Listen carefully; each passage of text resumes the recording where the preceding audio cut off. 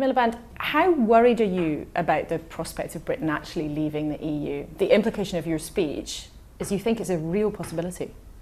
Well, look, we're having a referendum and nobody knows what the result's going to be, and there are lots of people making up their minds. And I'm actually quite surprised by the number of people who I meet who say, I haven't made up my mind yet, which way should I go?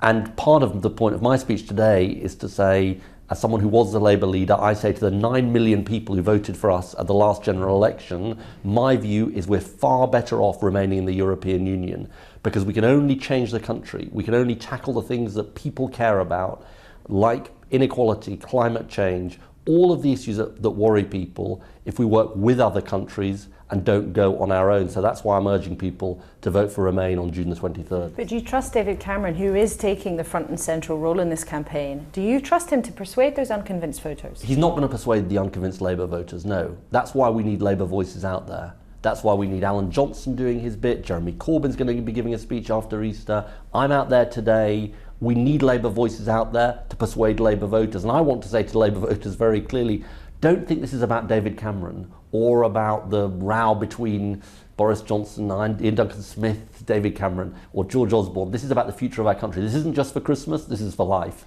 The decision we make has big implications. If we want a fairer Britain, we should remain. You're also warning, though, and it sounds like you're warning Jeremy Corbyn and his leadership, that they cannot be ambivalent. Now, in the past, Jeremy Corbyn has expressed uncertainty about being in the EU. You're warning him today, aren't you? I'm not warning him, no. I know from my conversations with him that he is firmly for Remain.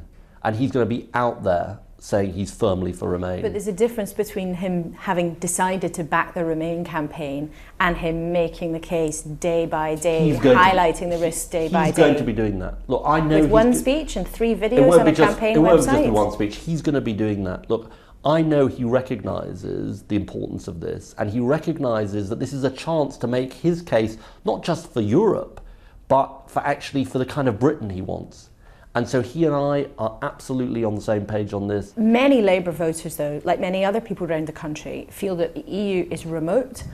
And they also feel that the arrival in this country of so many people from other EU countries has changed their communities, sometimes in ways that they don't like. For many people, it has had an impact on their own wages. I mean, what do you say to them? Because there are lots of Euro heartland voters who don't think the EU is a good thing. And I meet them in my constituency. And what I say to them is, look, first of all, if we want to deal with some of the abuses that we see, the undercutting of wages, we can do that domestically. We've got a government that doesn't bother to do it, but we can do it. It needs political will to deal with the rogue landlords, the undercutting of wages, the agency worker rules, and working with our partners in Europe, first of all. Secondly, what would leaving mean? Well, leaving would either mean leaving the single market, which would be of huge damage to my constituents and their jobs and wages and prospects, or it would mean being in the single market, but actually having to accept free movement anyway, which is the experience of Norway and others. So look, there isn't an easy answer to this question. And actually, the Leave campaign that pretend there is an easy answer, there isn't. We can tackle exploitation, we can tackle the undercutting of wages in the European Union, and the best prospects for my constituents and for working people are in, not out.